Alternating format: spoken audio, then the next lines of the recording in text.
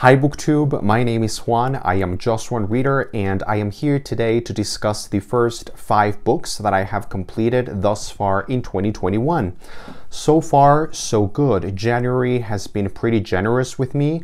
I have read 5 books and they have been pretty good. I feel like it sounds weird even saying that, because of these 5 books that I will be discussing today, I am realizing that 2 were not good and quite annoying actually, and irritating, but I guess the other 3 were so good that sort of the good outbalanced the bad. Do you know what I mean? So yeah, I just feel like the first weeks of January 2021 have actually been pretty good reading wise, and I just hope that maybe my reading the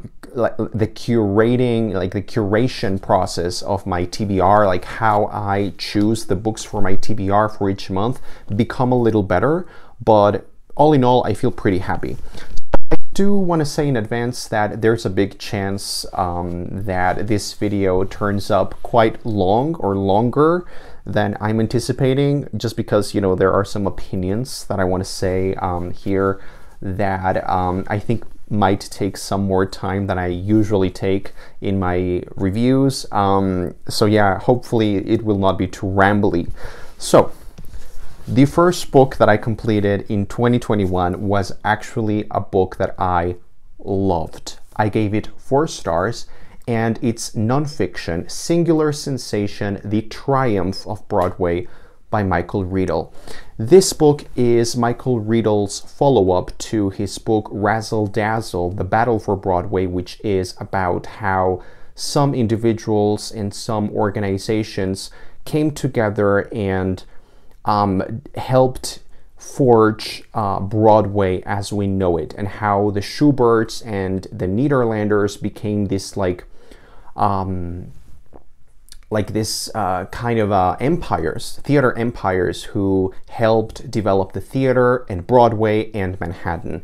So I really loved that book, Razzle Dazzle. That was actually my favorite nonfiction book that I read in 2020. I thought it was absolutely magnificent. So I was really excited to read the follow-up, Singular Sensation. Singular sensation, every little step she takes, da-da-da-da-da.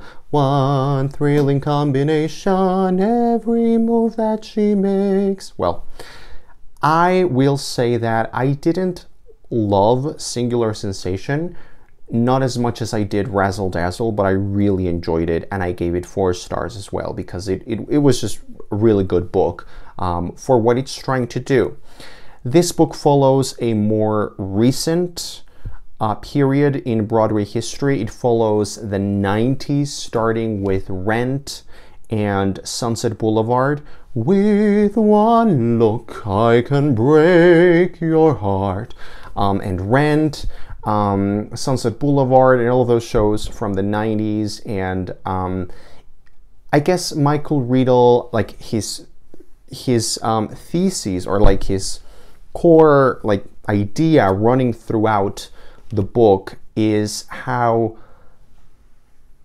the renovation of art, like how, you know, art is all about destroying or renewing the past, and it's about doing things anew and it's a refreshing kind of process. Like, it's about refreshing things, and how, you know, when this book opens in oh, the lighting is just bad, let me fix it, I hope that's better.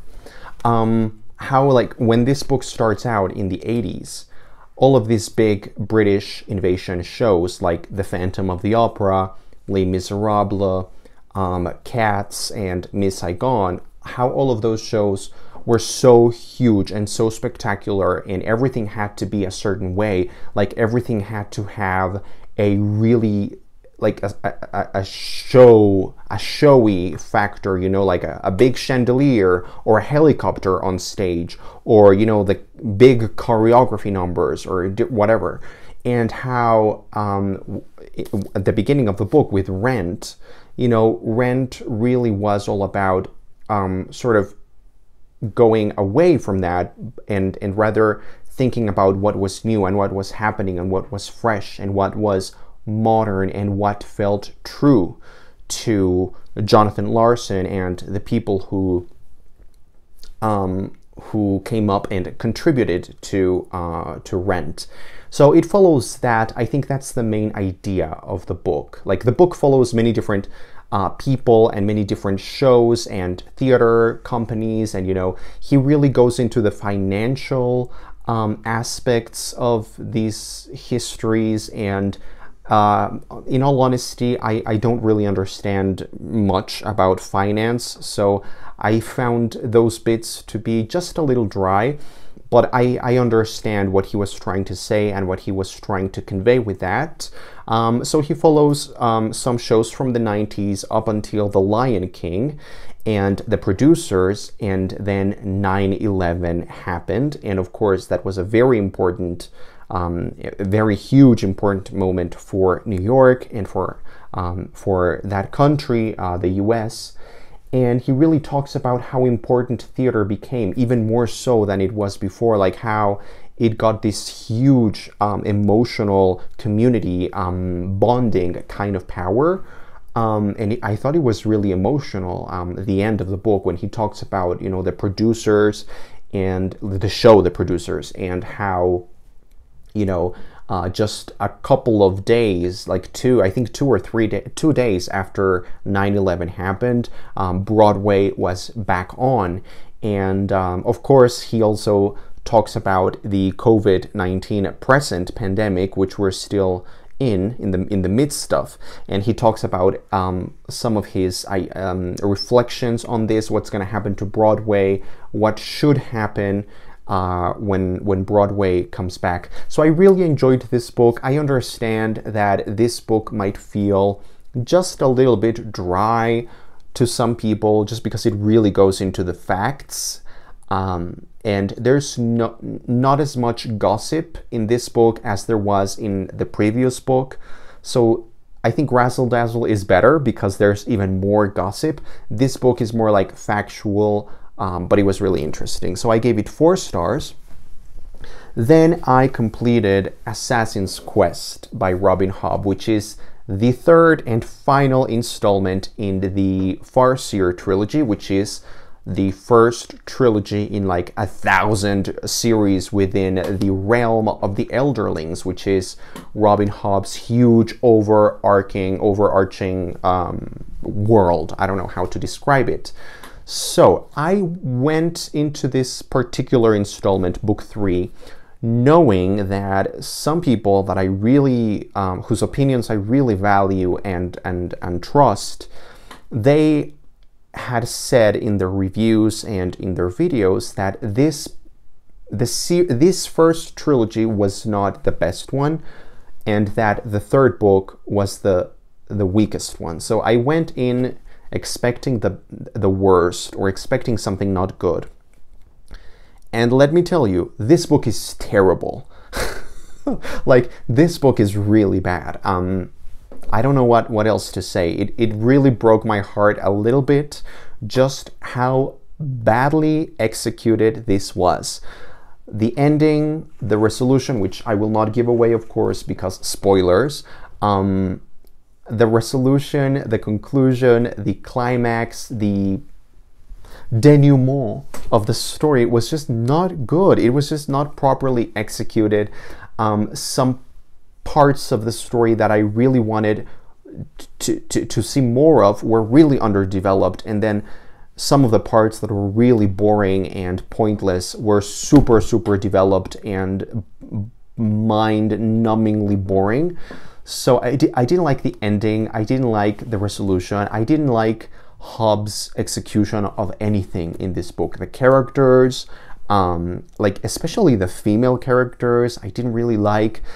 There is one character, only one female character in the entire trilogy that is really good, and that is Lady Patience. That character does not even appear. I think she doesn't even make an appearance in the book that I can remember.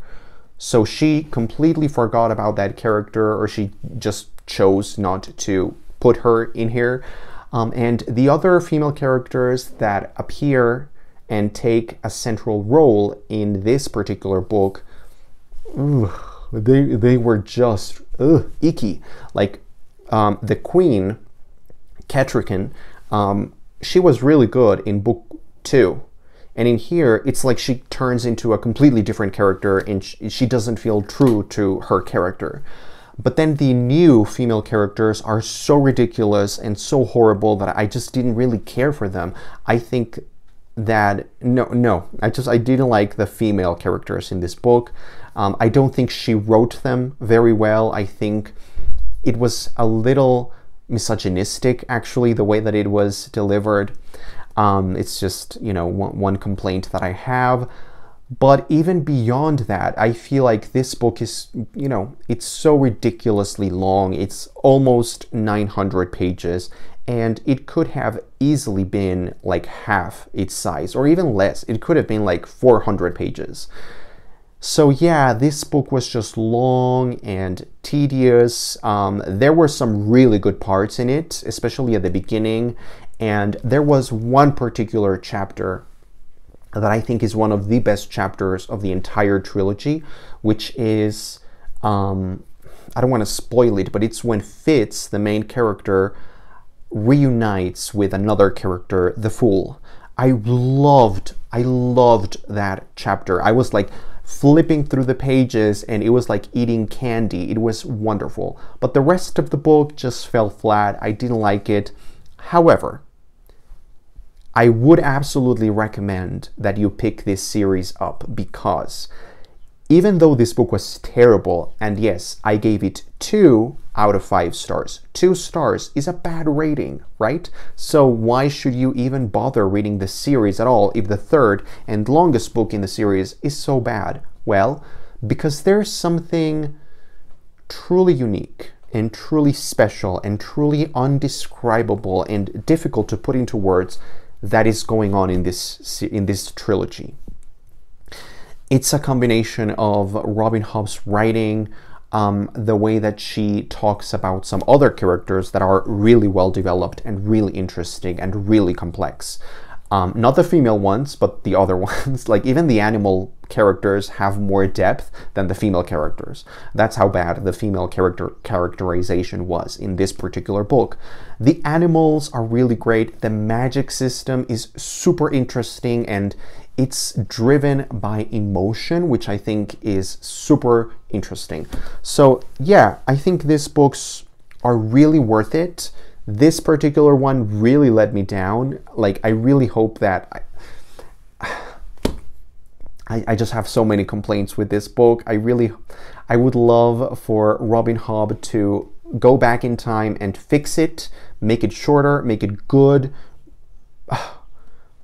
Because yeah, it's a really sad disappointment. But all in all, I really loved this series. It was on my number 5 spot of favorite books of 2020, the entire trilogy. As a trilogy, it's great. And also, I understand that you have to read the entire trilogy in order to read the following installments in the realm of the Elderlings, which I am now really looking forward to. So I will continue reading the Life Ship Traders and then the Tawny Man books. So for that, this was necessary and I'm fine with it.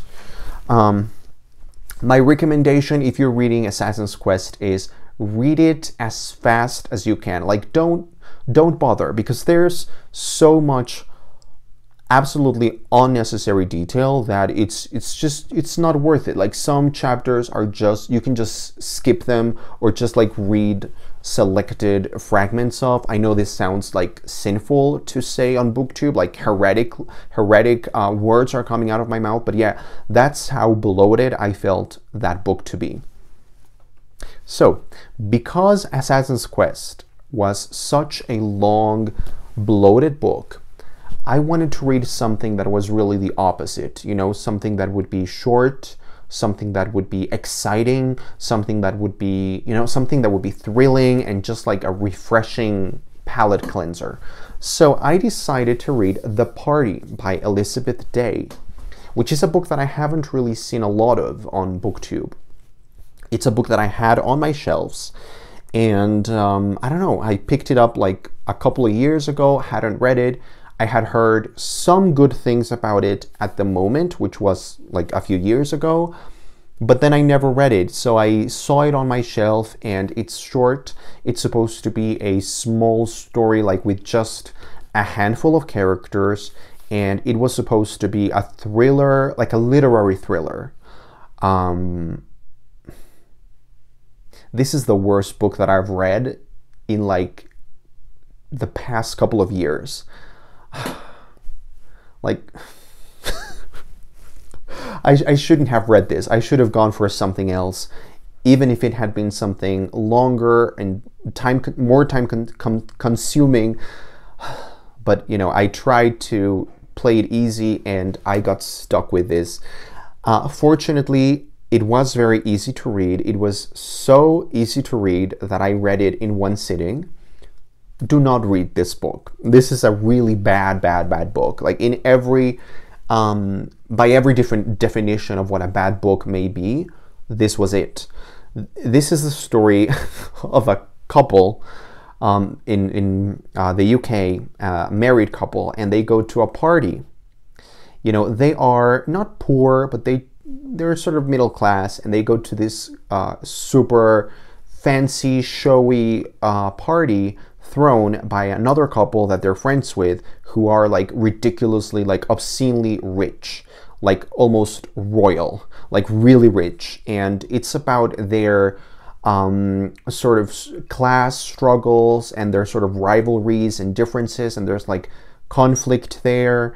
But then the author just makes it so bad, and it's so laughably bad, that I started laughing, and it was so laugh out loud preposterous that I actually enjoyed reading it for some perverse reason, you know.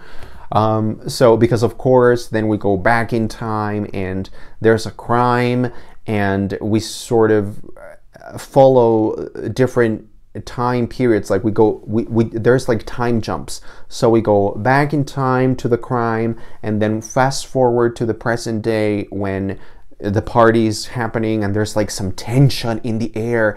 And I guess the whole book is just living on the premise that what happened in the past is going to be so shocking and so surprising that it will be shocking in present day, and it will explain the tension between these two couples.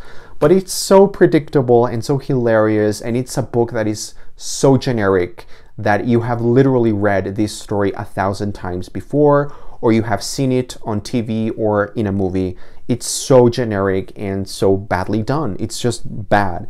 The writing was very bad. It was ridiculously bad, and when the big twist came, I was just ready for the book to be over. So do not read The Party by Elizabeth Day unless you want to, I guess, I don't know, defy the limits of literature itself.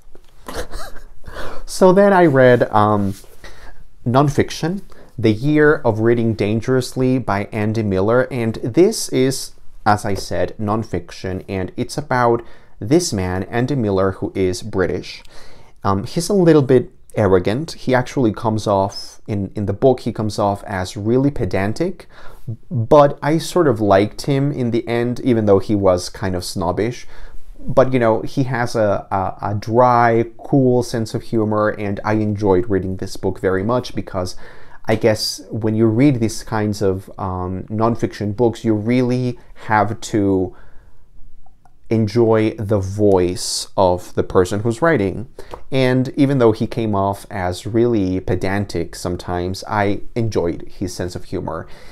This book follows him, Andy Miller, as he sort of undertakes this challenge that he set himself of reading, I think 50 something books to better himself, like high literature, or just books that he had always bragged about having read, but he hadn't really read them. So he read like The Master and Margarita and Moby Dick, and I don't know, like it's the Russian classics. Like it's mainly classics and modern classics. And he talks about many different things that I thought were really interesting. Some parts of the book felt very condescending. Some parts of the book felt really really emotionally packed, and I really enjoyed those bits where he allows himself to be more emotional and you really connect with him and with his humility and with his humanity. So I really enjoyed those parts, and he also discusses like some like cerebral discussions of there are some cerebral discussions of like what is art, what is guilty pleasure, what is the fine line between good and bad books, and even though he doesn't of course come up with the answers, he does give a lot of interesting questions and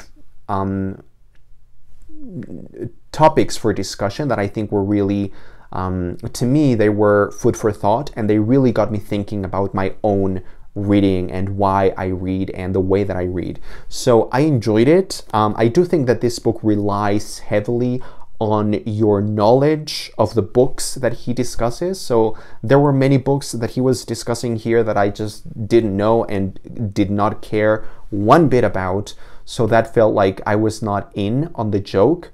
But regardless of that, I enjoyed it. I enjoyed the core of the book. So I gave it 4 stars. And finally, wow, the lighting here is just really crazy. I hope you can still see me. I'm just going to continue with the video because it's already way too long and I'm already here. So I might as well continue till the very end. The final book that I read, I wanted to read something that would be just enjoyable and just joyful and unapologetically fun. And I read The Inimitable Jeeves by P.G. Wodehouse. And I gave it 5 stars because, of course, P.G. Wodehouse never disappoints. He is perfect. He's perfection. His writing style is perfection. His goofy characters are wonderful. The humor is so witty and charming and colorful and clever. I love the settings. I love London in this particular time period. This book, by the way, I should say what the book is about. The Inimitable Jeeves is a novel, but each chapter feels quite episodical. So it's like a series of mini adventures. And we basically follow 2 characters. The posh, upper class gentleman, Bertie Wooster, and his valet, Jeeves.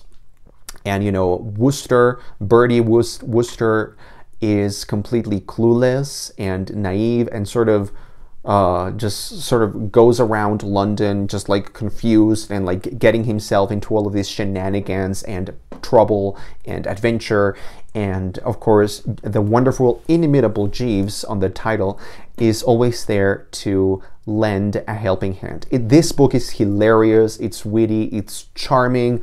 I'm actually going to read you one paragraph which, you know, depicts one of my favorite little characters in this entire book, which is he's a shrink. He's like a shrink, but he's so exaggerated and he's like super stubborn and rigid and judges people by his own standards, and he's just wonderful. The way that he talks is delicious. So he says, I'm afraid I'm a little late. I was detained at my club by Lord Alistair Hungerford, the Duke of Ramfurly's son. His Grace, he informed me, had exhibited a renewal of the symptoms which have been causing the family so much concern. I could not leave him immediately, hence my impunctuality, which I trust has not discommoded you. Oh, not at all. So the Duke is off his rocker, what?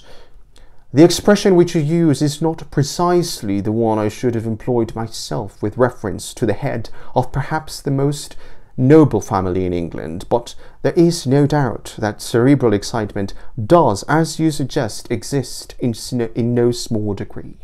That's just the level of the writing. It's so funny. It's you imagine the accents. Like, P.G. Wodehouse might seem like a simple writer, but his writing is so perfect, like it's so precise that you imagine everyone and everything exactly the way that it should be. This book is, of course, my favorite book of the year so far. 5 stars. P.G. Wodehouse just has something that, to me, is unmatched and unparalleled, and I am so glad that I finally discovered him as an author in recent years, and I've been reading him every single year, and he never disappoints. So I am really excited to continue with this particular set of characters, Jeeves and Wooster. They have many novels and short stories, so I know I am in for a treat. Those are the books that I have read thus far in 2021. Please leave a comment down below. We can have a discussion, or you can recommend something to me. Much appreciated. Much appreciated, sir. That's it. I will see you on the next video. Thanks for watching. I am Just One Reader.